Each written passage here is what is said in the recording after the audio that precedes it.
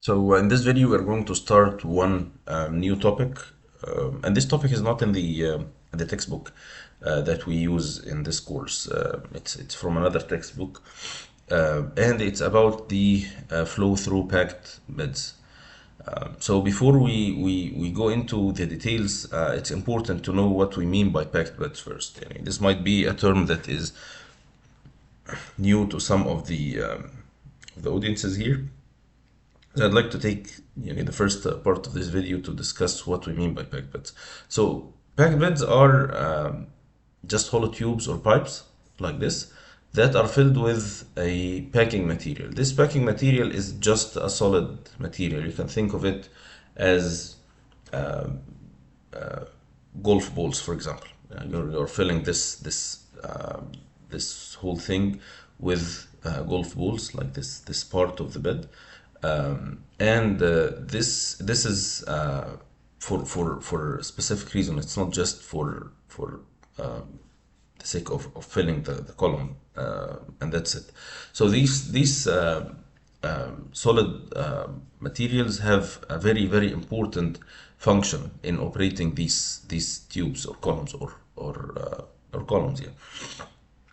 So just to clarify this, let's take an example with one very simple process, which is the absorption. So absorption is a process where we have a gas mixture or mixture of different gases, and we want to separate one of these components. And let's say, for example, we have air with ammonia that contains ammonia that comes out of one of the chemical processes, and we cannot let this air go to the environment with this ammonia in it, for the sake of regulations that don't allow this, for the environmental regulations.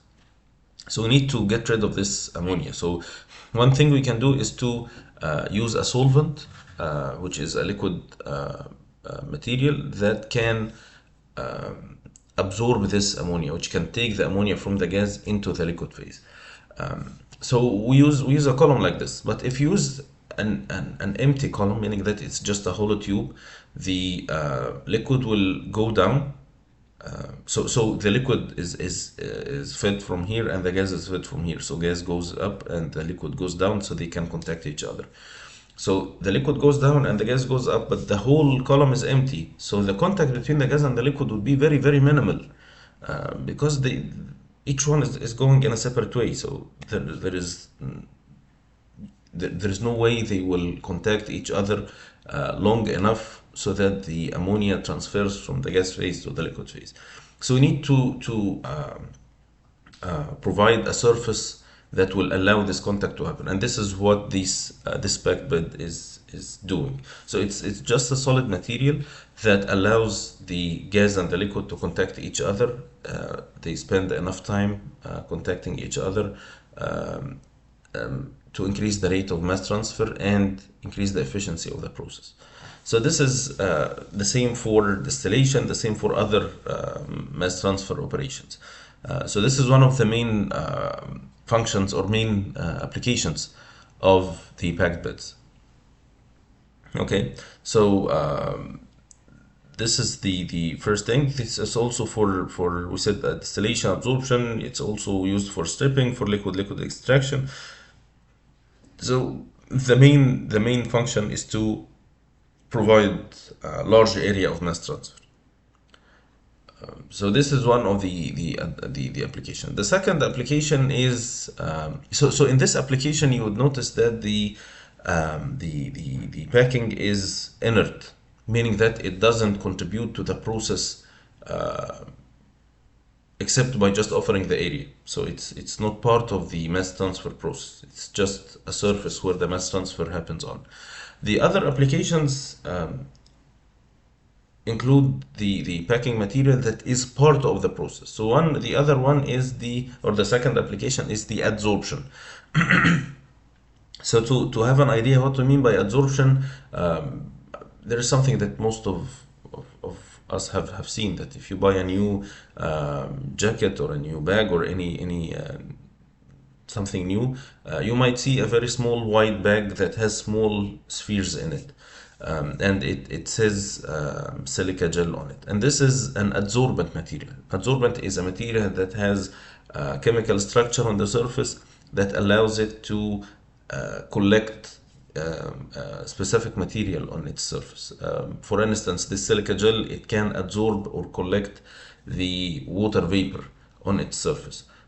So this is important to prevent the bacteria growth and the bad odors to happen in after long storage or long time storage of a specific thing, a bag or a jacket or something. So this is a solid material that has a function in the process. It's not just a surface that mass transfers happen on. It's part of the mass transfer process. It takes the water vapor and collects it on the surface. It's used also, there are many adsorbents that are being used for other applications like carbon capture, which is capturing carbon dioxide from air, for example. There are many adsorbents like this. So anyways, the adsorption, there are adsorption beds. It's a bed like this, but we have, instead of having inert adsorbent, to have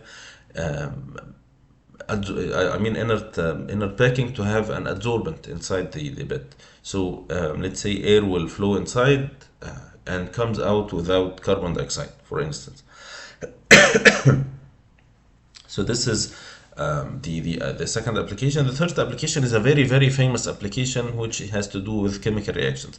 So sometimes when we have a chemical reaction that we want to happen, no matter even if we apply or put the reactants in the reaction conditions like high temperature, high pressure, the reaction is not going to happen or will happen at very slow rate. So to enhance the rate, we use a catalyst. So the catalyst is a solid material where the gas will flow into and the reaction will happen on the surface. So it's part of the reaction. It speeds up the reaction. I mean part of the reaction, meaning it speeds up the reaction.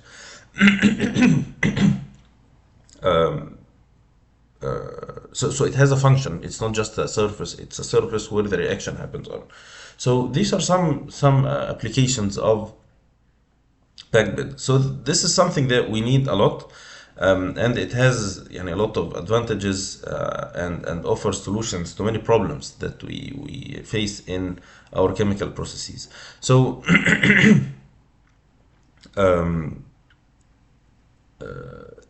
in the coming parts of this video, I just want to discuss what are the types of packing that we see. So there are two main categories of packing. The first is what we call the random packing. So there are different shapes of it, but you can see they are just solid particles that have a specific shape, and there are many designs, as you see here, that are available for use. And the main point of having different designs or of each design is to offer a large area of mass transfer and at the same time to produce low pressure drop. So there will be a pressure drop due to the flow, as we will discuss later. So the different designs are or aim mainly at reducing the pressure drop as much as possible. So we call it random because the bed is randomly filled with these particles. So they are not put one by one.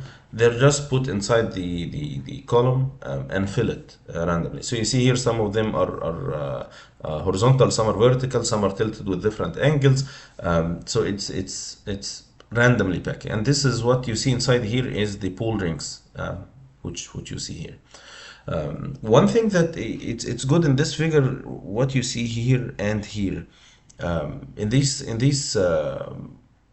two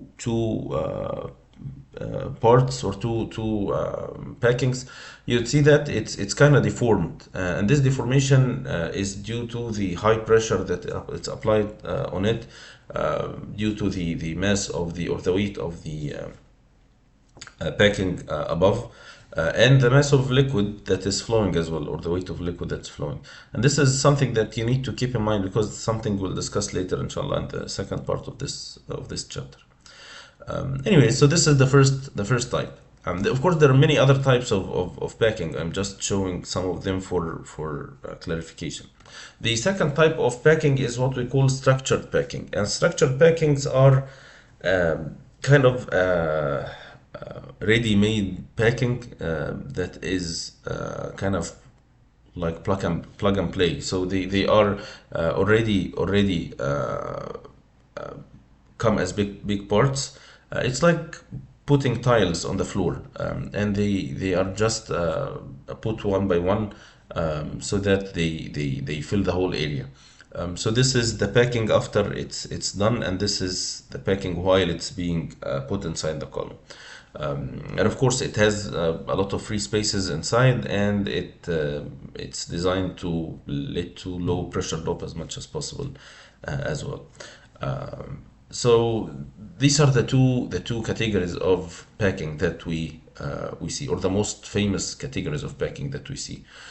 There's one last thing that I want to highlight here, and this is a good thing to notice, that if you look at these two figures, these are figures that or photos that are taken inside a column. This might be a distillation column or an absorption column, but these are figures that are taken from inside the column. And you can see these are three adults, like big people. They're not kids, and they're standing inside the column. So you can see how big the column is. You see the diameter of this column can be like 15-20 meters. So the columns can be really huge. And this is only the free space above the packing. So you can see this is almost 3 or 4 meters. No, it may be 4 or 5 meters high. So you can imagine how tall this column is, and how big the diameter is. So this is something that you need to understand. If you pass by any chemical process, you can see, or a chemical plant, you can see very large towers that are very easy to notice from far away.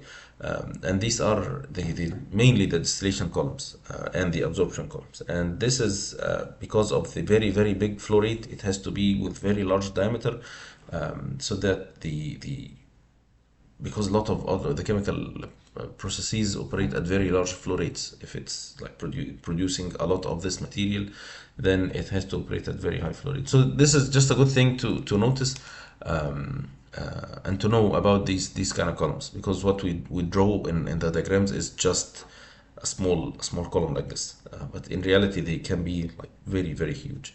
So I'll stop here, and inshallah in the next video we will start the discussion on the parameters that we use to define the packing, and what we want to calculate in packed beds in this chapter.